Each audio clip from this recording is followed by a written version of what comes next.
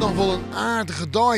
Ja, daar zitten we er regelmatig bij. Temperatuur wie noffelijk 8. Dan kun je nog wel op vakantie wezen. Van de morgen hingen we eerst nog een paar buien en buikers.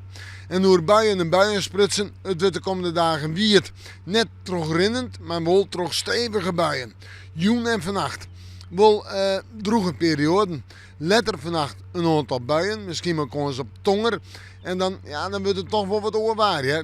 Dan is de droogte wel even voorbij, dan kan er wel even wat wetter vallen.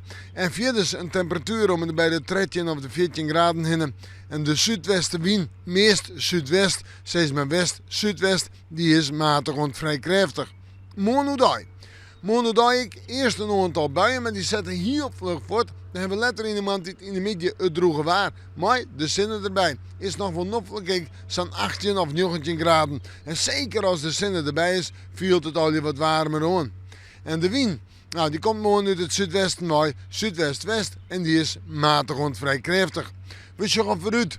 En dan kan ik wat wijzen. Nou, toen is het nog wel een redelijke dag, hè.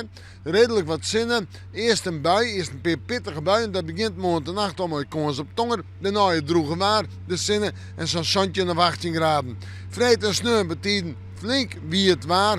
Net volle zinnen, de zinnen had het zwier. 17 graden als temperatuur en dan valt er een protte wetter. We moeten morgen maar weer even in het waarschuwen.